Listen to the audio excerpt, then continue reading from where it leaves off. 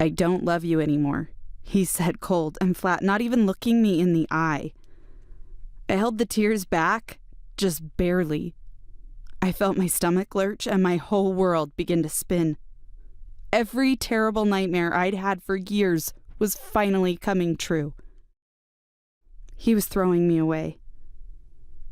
Throwing us away. Every ounce of my self-loathing roared with delight. "You're fat. You're ugly. You're disgusting. You're worthless. You're going to die alone. No one will ever want you again." It screamed in my ear. I felt lightheaded. I felt stupid. I could barely ask the question, the terrible question I already knew the answer to. "Is it about her?" I asked, and hated myself for how my voice cracked and shook.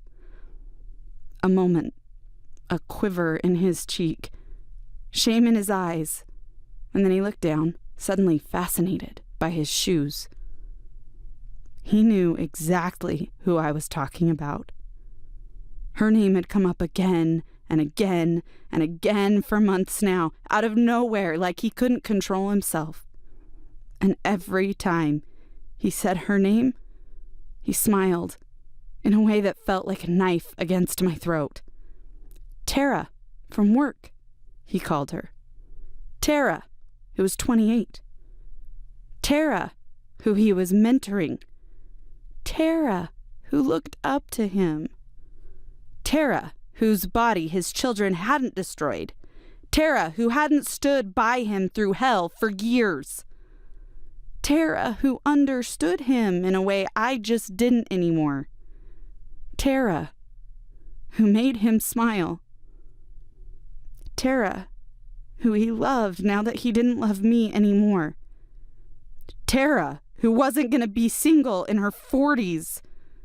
Tara, who wasn't going to be alone. Tara, that bitch. "Get out!" I screamed. "Get out!" And he did, leaving me alone in the big house we'd built a life in together, a life he was throwing away. No, he wasn't throwing life away. He was throwing me away. Just like so many men had thrown so many women away, or even just ignored and made to feel worthless. When we get too old, or too fat, or too bitter, or too fed up with the BS they fed us. Fed up with the lies. I admit it. I felt like I'd rather be dead as I lay there sobbing on the floor, hating myself. Hating him. It was the worst moment of my life. But also, and I know this doesn't make sense yet, it was also the best. Because as strange as it sounds, that terrible moment led to the discovery of a women's weight loss secret, a secret that reversed my type 2 diabetes, had me shed 40 pounds in just 58 days without drugs or dangerous surgery, leaving my know-it-all doctor absolutely shocked and questioning everything that he had learned in medical school. It gave me the energy I had as a teenager and the sex drive I thought I'd lost for good.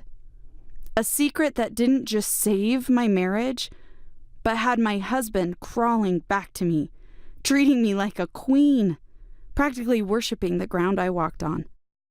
A secret that gave me all the power and control. A secret that gave me my best body. A secret that led to my ultimate revenge. Need some proof? Here's a picture of me around the time John left. And here's one I took last week. And I promise you, I did that without doing anything you would call exercise. Because as a mom, I simply don't have the time. Without starving myself, people regularly ask me how I stay so thin when they see me gorging myself at restaurants. And without giving up any of my favorite foods. without taking any dangerous supplements, without feeling like I was dieting at all. And that whole transformation only took 58 days. Really quick and really important, if you think you already know this incredible women's weight loss secret, I promise you, you're wrong. P.S. What are you waiting for? Click now and I'll see you on the inside.